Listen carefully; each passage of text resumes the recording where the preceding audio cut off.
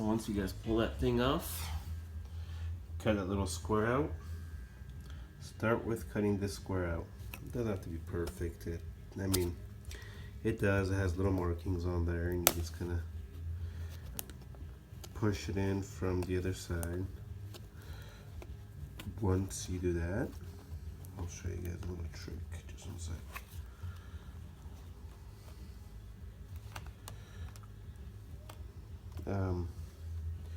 I think my garage door opener fuse is missing.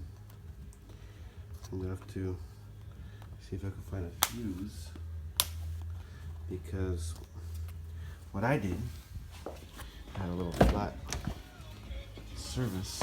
I mean service. I looked at the service light. It's like service.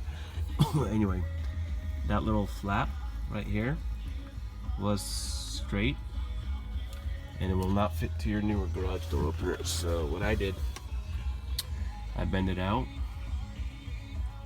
made it fit. But anyway, before I do that, I'll show you something. So here's where your garage door opener goes in. Push it in here. Once you push it in here, it goes in this way.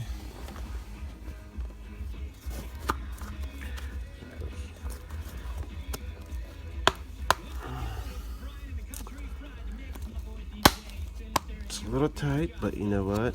That's the whole fun part about it.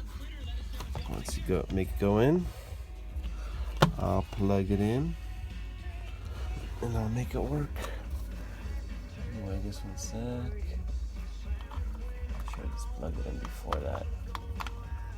It's no big deal.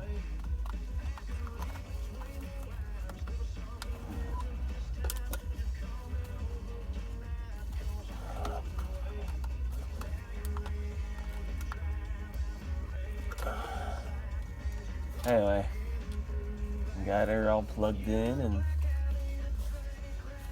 it's not all perfect for some freaking reason, but I'll make it perfect. I'll show you guys why. I'm just the perfect guy.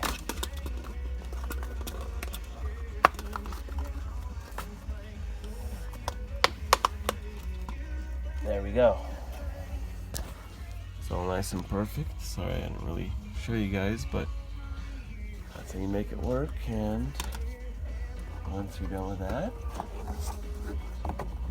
put this sucker back in there.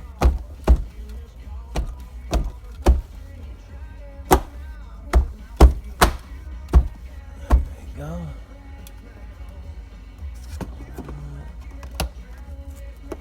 Oops, wrong way.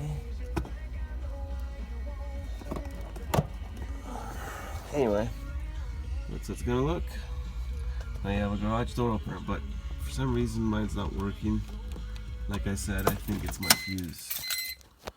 So I'm gonna check my fuse and go from there, I guess. But that's how it is. That's how it works, and that's how you put them in. That's how you install them. And this whole car is done for now.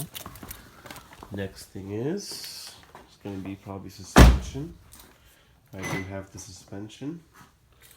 I do have, well, actually I gotta buy some wheels and tinting and all the other fun stuff, so I'll see you guys later. Thank you.